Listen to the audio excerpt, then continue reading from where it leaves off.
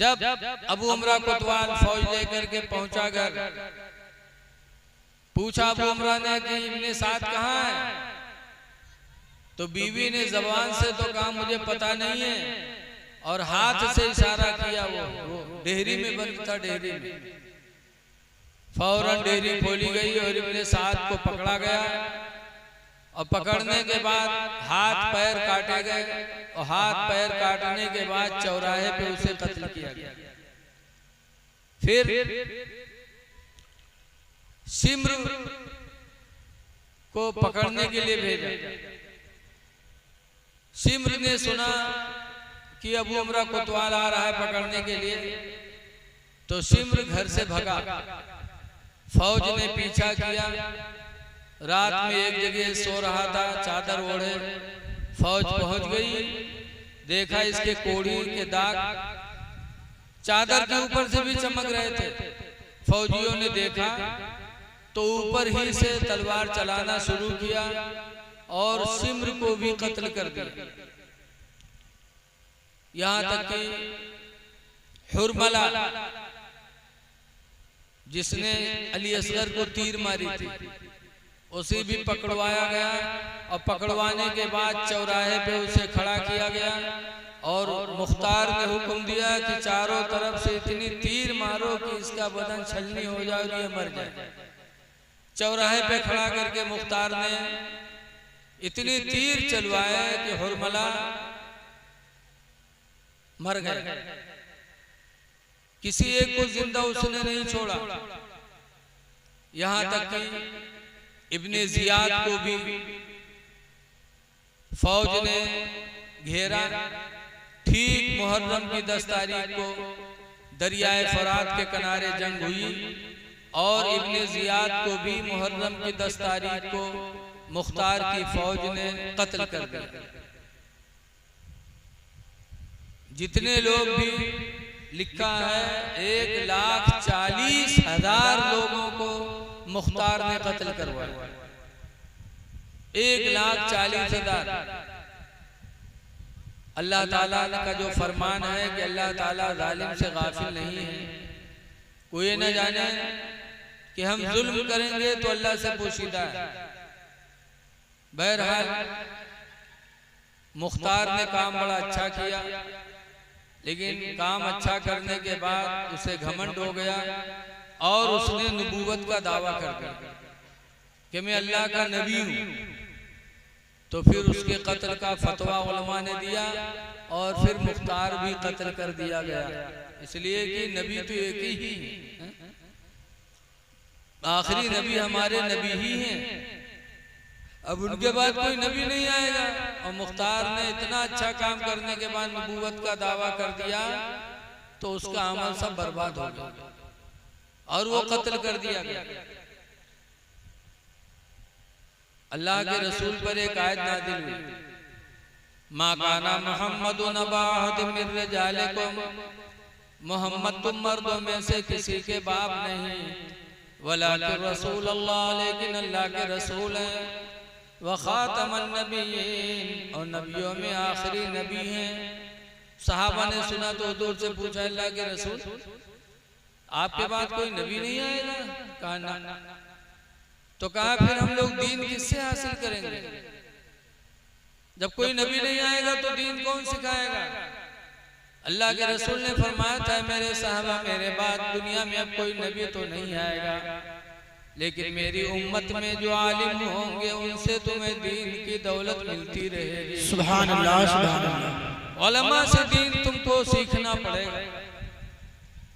ऐ लोगों, आज जगह जगह बुराई आलिमों की हो रही है। जहां बैठेंगे तो फला मौलवी ऐसा है, फलाना ढंग का ऐसा है। मौलवी की बुराई, जब मौलवी की बुराई करोगे तो दीन किससे सीखने जाओगे बताओ? अब कोई नबी नहीं आएगा। इसलिए सोचो कि अगर किसी मौलवी आलिम हाफिज से कोई गलती देखो तो ये भी सोचो कि ये भी इंसान ही है, और इनके पीछे शैतान जबरदस्त लगा हुआ। हम तो आपके पीछे कमजोर, हमारे लोगों के पीछे जबरदस्त, कि इनका बहकाए लो मामला खत्म। इसलिए अगर कोई मौलवी मौलाना से गड़बड़ी देखो तो उसकी बुराई न करो, तन्हाई में उससे मिलो और कहो आप ऐसा कर रहे हो, आप ऐसा करोगे तो हम लोग क्या करेंगे। तो तन्हाई में जब उससे मिलोगे तो उसको एहसास होगा। तो अगर वो सुधर गया तो आपको सवाब मिलेगा और तबलीग दीन का भी सवाब आपको मिलेगा। इसलिए आलिमों की बुराई न करो। लेकिन आज लोग आलिमों से जलते बहुत हैं। शादी ब्याह हो तो मैंने पूछी है कि 21 गाड़ी बंद है कि 25 गाड़ी बंद है। 21 गाड़ी बंधा ले, तरह तरह का खाना पीना, और उसके बाद जब निकाह हुए और निकाह के बाद जब मौलवी का निकाह पढ़ौनी देख हुई तब बटुनिया का कितना देख चाहिए। अरे जब 15 लाख खर्च करे रहे तब कोई से सल्ला नहीं, और मौलवी कहीं 1000 1500 2000 नजराना देख लिए पंचायत। खुश हो जाओ कि हमारे बच्ची को, हमारे बच्चे को मौलवी ने कलमा पढ़ाया। हदीस पाक में है मन क़ाल ला इलाहा इल्लल्लाह फहुवा दखलल जन्नह, जिसने ला इलाहा इल्लल्लाह की बोली बोली वो जन्नती हो। सुभान अल्लाह। तो तुम्हारी बहू बेटे को मौलवी जन्नती बनाए और का 1000 2000 दे खातिर पंचायत करो, रुसवा करो। अतना कहाँ भवा हो, तनिक कलमा पढ़ा दियो दी ठोर तो अतना रुपया। हुजूर ताजुल शरिया से पूछा गया था कि हजरत निकाह पढ़ौनी कितनी होनी चाहिए। तो हजरत ने फरमाया था कुंवारी लड़की का निकाह पढ़ौनी 1 दीनार, और 1 दीनार की कीमत इस जमाने में 30,000 रुपया लगभग, कुछ कम बेस। तो निकाह पढ़ौनी हो चाहे 30,000 और 3,000 हम लोग नहीं दिया जाता।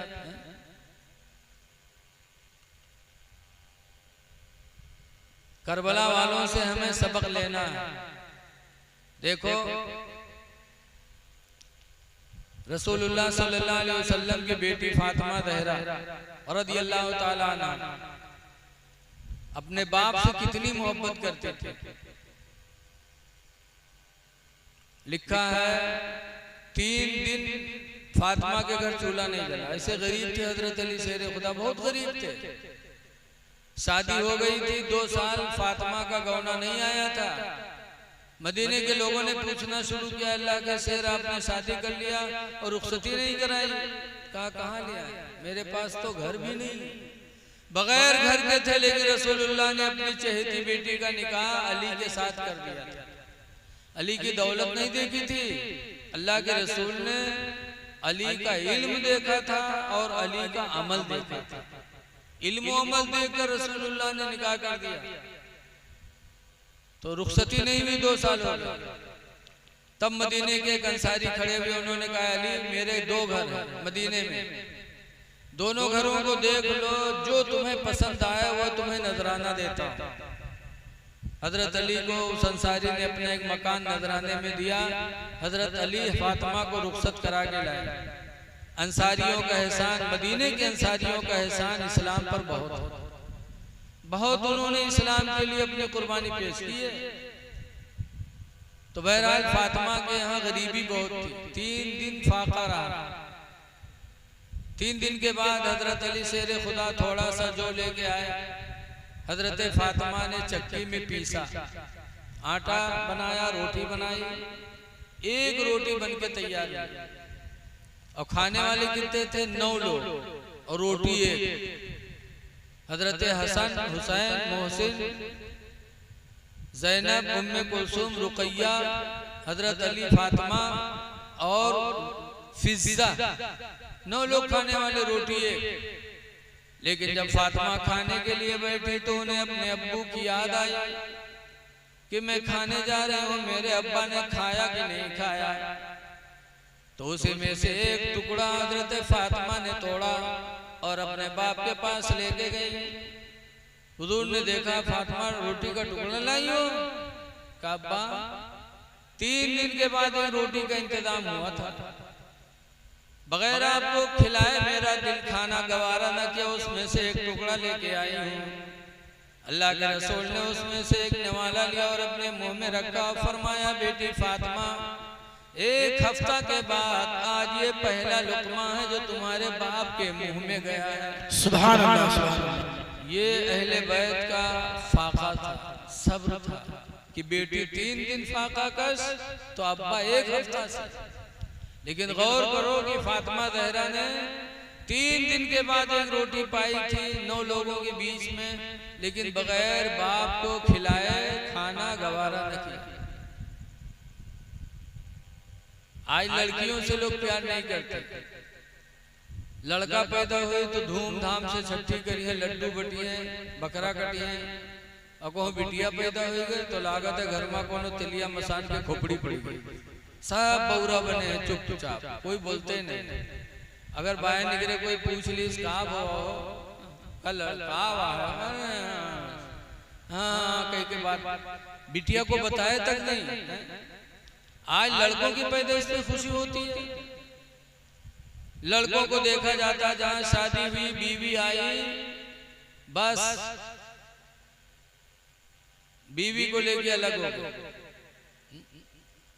लड़कियों से मोहब्बत करो। ये लोग अल्लाह के रसूल फरमाते हैं कि बाहर से कोई चीज खाने पीने के लेके आओ तो सबसे पहले लड़की के हाथ में रखो, लड़की को दो, क्योंकि बच्चियों का दिल बड़ा नाजुक होता है। लेकिन आज हम लोग ले गए थे तो न बिटिया न लड़का, न पप्पा न बुआ, फौरन चौधरे इनका दिया। और जब उनके हाथ में धरे तो अगर कहूँ बिटिया आएगा कहीं लाओ तुका देवे उका भगा दी बिटिया लड़कवा बोले तू आओ उका बैठा के खबे तो के वही लड़कवा जवान हो जब उके बीवी है इनका लतियावे शुरू करी तब बिटिया की याद करी। तब बिटिया अगर कहूँ साल 6 महीने ससुराल से आए जो नहीं है तो महतरिया होकर रात भर सोवे न दे, फुसुर फुसुर फुसुर बहने तोर भौजैवा हमका सतावत है, भौजै तोर भैया हमका मेर कहा था, रात भर बिटिया से फुसुर फुसुर। अरे पहले बिटिया को सोच लेते, आज बच्चियों को गिरी निगाह से लोग देखते हैं। एक जगह में तकरीर करने गया बाबागंज करीम गांव, बैठा था, चाय बन रही थी, बातचीत हो रही थी। बातचीत होते होते मुझसे पूछा भैया बच्चे उच्चे करते हैं तो बोलते रहेगा ओके बुढ़िया मातरिया डैनिया फर से कहा था। अरे मौलाना भैया बच्चे कहाँ, चाठौर भवानी है। हमका चाठौर भवानी है, भवानी को कहने रे चाठौर बिटिया है। तो हमका तोबा तोबा बिटिया भवानी है, तुम हो तो कभी भवानी रही हुई है, अब भवाना बनी हो तुम्हें शर्म नहीं आती बच्चियों को भवानी कहती हो। अल्लाह के रसूल सल्लल्लाहु अलैहि वसल्लम अपनी बेटी फातिमा का नाम नहीं लेते थे, इतनी मोहब्बत करते थे। जब भी आते थे कहते थे मोहम्मद की जान। सुभान अल्लाह। एक मर्तबा हजरत फातिमा और हजरत अली से तू मैं में हो गई। हर घर में तू मैं में होती है, चाहे वो जाहिल के घर हो चाहे मौलाना साहब के घर हो, तू मैं में हर घर में होती। हजरत अली हजरत फातिमा से तू मैं में हो गई तो हजरत अली शेरे खुदा घर से निकल गए। क्यों? ये सोचकर कि फातिमा मेरे नबी के बदन का टुकड़ा है, इसको तकलीफ होगी तो रसूलुल्लाह को तकलीफ हो जाएगी। ये सोचकर हजरत अली शेरे खुदा रज़ियल्लाहु ताला अन्हु घर से बाहर निकल गए। थोड़ी देर बाद अल्लाह के रसूल सल्लल्लाहु अलैहि वसल्लम अपनी बेटी फातिमा की खैरियत लेने के लिए आए। अल्लाह के रसूल अक्सर जाया करते थे अपनी बच्चियों के घर जा करके बच्चियों की खैरियत लेना, ये भी मेरे नबी की सुन्नत है। जाया करो, ये नहीं कि शादी कर दियो बस और से बोझ उतर गया, चाहे मारी जाए चाहे भूखे मरे, ऐसा नहीं है। जाना चाहिए बाप को, मेरे नबी की सुन्नत है। मेरे नबी फातिमा के घर गए खैरियत लेने के लिए तो फातिमा बैठी रो रही थी। हजरत अली नाराज होकर चले गए थे तो फातिमा रो रही थी। अल्लाह के रसूल ने देखा तो कहा मोहम्मद की जान तुमको किसने रुलाया, किसने रुलाया मोहम्मद की जान? तो फातिमा कहती हैं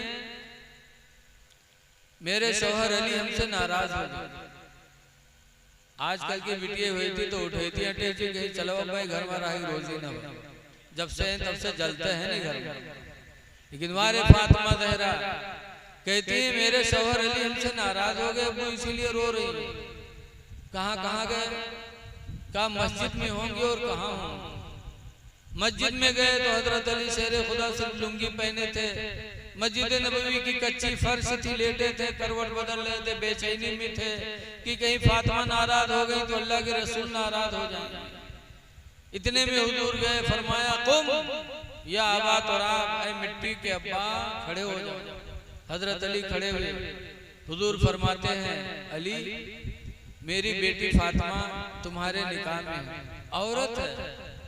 औरतों को अल्लाह ने कम अक्ल बनाया। कम अक्ली की वजह से अगर कोई गलती हो जाए तो खुदा के लिए नाराज न हुआ करो, माफ कर दो मेरी बेटी फातिमा की गलती। ये अल्लाह के रसूल अपने दामाद से बात कर रहे हैं, कितने नरम लहजे में। हजरत अली कहते अल्लाह के रसूल मैं आपसे गुजारिश करता हूँ आप फातिमा से सिफारिश कर दो कि फातिमा मेरी गलती को माफ कर दे। ये मियाँ बीवी में लगा होता था। क्या सरकार ने अपने दामाद से मोहब्बत किया।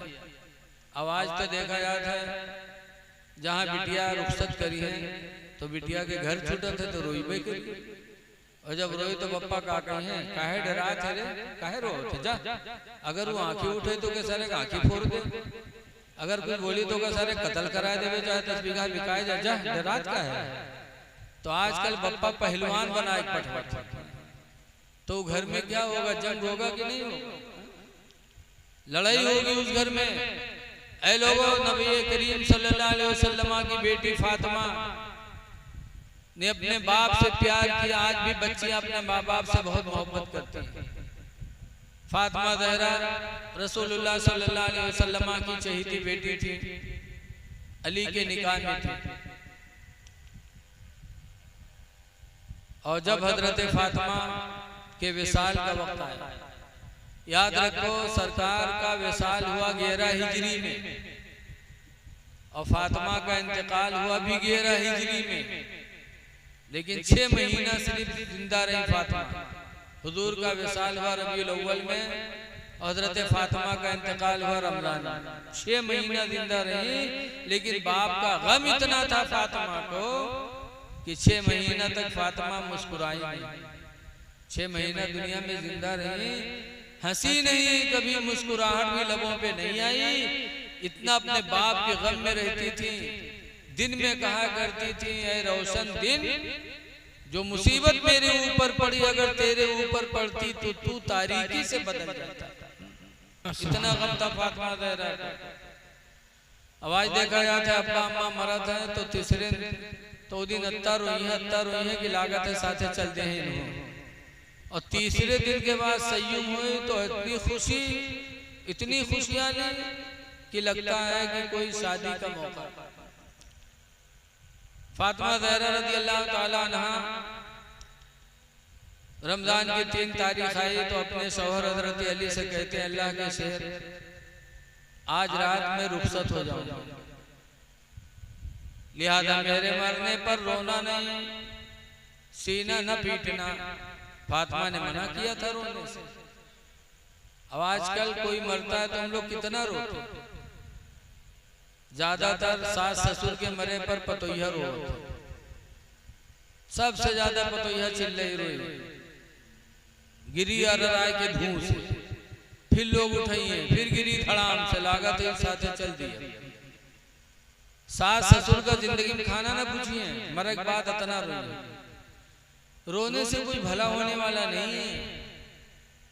आला हजरत इमाम अहले सुन्नत भी मना करते हैं, फरमाते हैं रोने वालों सुनो, आंखें रो रो के, आला हजरत फरमाते हैं आंखें रो रो के सुजाने वाले,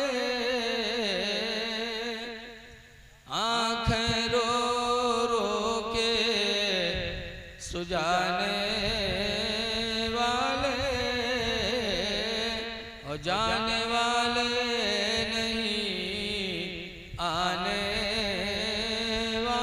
सुभान अल्लाह, सुभान अल्लाह। जाने वाले नहीं आने वाले। और और दूसरी वसीयत करती हैं कि मेरे मरने के बाद हसन हुसैन को मारना नहीं। एक माँ को औलाद से बहुत मोहब्बत होती है। और तीसरी वसीयत क्या है कि मेरे मरने के बाद मेरा जनाजा लेके चलना, तो मेरे जनाजे पे चादर डाल देना। और एक वसीयत किया कि मेरे मरने के बाद एक तंदुरुस्त औरत से शादी करना, जिससे एक लड़का पैदा होगा जिसका नाम अब्बास अलमबरदार होगा। कुछ दिनों के बाद मेरे बेटे हुसैन पर करबला में मुसीबतें आएंगी, तो अब्बास मेरे हुसैन का दाहिना बाजू बनेगा। फातिमा ज़हरा ने पहले बता दिया था। 11 हिजरी में विसाल हो रहा है, इमाम शहीद हो रहे 61 हिजरी में। 61 में से 11 निकाल दो तो बचेगा 50। 50 साल के बाद जो होने वाला था फातिमा ज़हरा ने पहले ही बता दिया। ये फातिमा के इल्म का आलम है, तो उनके अब्बा के इल्म का आलम क्या होगा? बोलो। और चौथे नंबर 5वें नंबर पर फरमाए कि जब मुझे कब्र में दफन करना तो फला जगह एक पर्ची रखी है, वो पर्ची मेरे कब्र में रख देना, लेकिन उसको पढ़ना नहीं। कहा क्यों? क्या उसमें राज की बात है? कहा क्या राज की बात है? कहा राज की बात है न पूछो। हजरत अली ने कहा फातिमा हमसे छुपाओगी राज की बात? मैं जिंदगी का साथी हूँ। फातिमा कहते हैं अली उस पर्ची की बात यह है कि जब मेरी शादी आपसे लगी थी तो मेरे अब्बा ने पूछा था कि अली से तुम्हारा निकाह कर दूं और महर में 200 मिसकाल चांदी रख दूं। तो मैंने कहा था अब्बा अली से निकाह कर दो, ये तो पसंद है, लेकिन महर मुझे पसंद नहीं 200 मिसकाल। वे कह के चली आई। थोड़ी देर बाद हजरत जिब्रील आए और उन्होंने हुजूर से कहा अल्लाह के रसूल फातिमा का निकाह अली से कर दो। और फातिमा के महर में अल्लाह ने जन्नत और जन्नत की सारी नेमतें रखी। हुजूर मुस्कुरा के फातिमा को बुलाया, कहा फातिमा खुश हो जाओ, अल्लाह ने तुम्हारे महर में जन्नत और जन्नत की सारी नेमतें दे दी। फातिमा कहती है अब्बू ये महर भी मुझे पसंद नहीं। कहा फिर? कहा महर में मैं वही चीज चाहती हूँ जिसके लिए आप रातों रात रोते रहते। और हुजूर किसके लिए रोते थे? हमारी आपकी। रब्बे हबली उम्मती, रब्बे हबली उम्मती। हुजूर सर सजदे में रखकर हमारी आपकी बख्शिश की दुआ करते रहते थे। कहा फातिमा ने कि अब्बा मुझे वही चीज चाहिए जो आप जिसके लिए रोया करते हैं।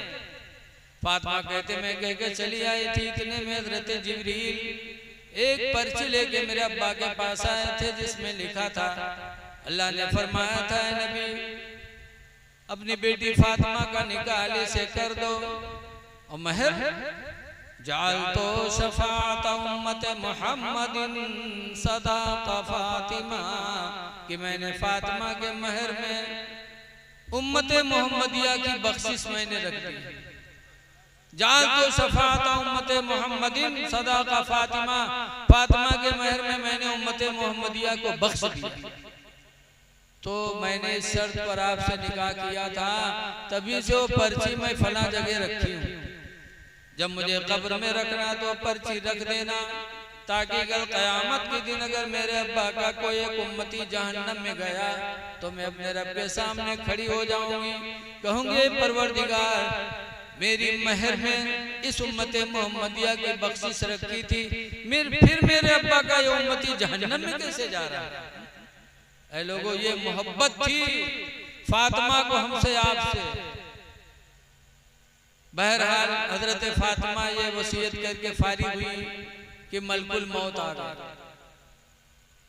हदीस पाक में लम्मा नज़ल अलैहा मलकुल मौत, जब मौत का फरिश्ता फातिमा के दरवाजे पर आया, वक़रअल बाबा, और आने के बाद दरवाजा खटखटाया। फातिमा ने पूछा कौन? कहा मलकुल मौत हूँ। फातिमा ने कहा मलकुल मौत वापस जाओ, जिंदगी गुजर गई, मेरे चेहरे को किसी अजनबी इंसान ने नहीं देखा, तो मैं नहीं चाहती कि मरने के वक्त मलकुल मौत मेरा चेहरा देखे। वापस जाओ। मलकुल मौत वापस चला गया। हदीस में फ़क़बदल्लाहु रूहहा, तो खुद फातिमा की रूह को अल्लाह ने कब्ज़ फरमाया। ये फातिमा का मकाम है। अच्छा बताओ, हमरे तुमरे यहाँ मलकुल मौत पूछत है कि आई कि नहीं है? देखा जाता बप्पा बीमार है, लड़का घेरे बैठे हैं, अत्ते मैया बप्पा सट से गाए, हाँ बते बप्पा गए गए बप्पा रे गए, और रोना चिल्लाना पड़ेगा, किधर से आए किधर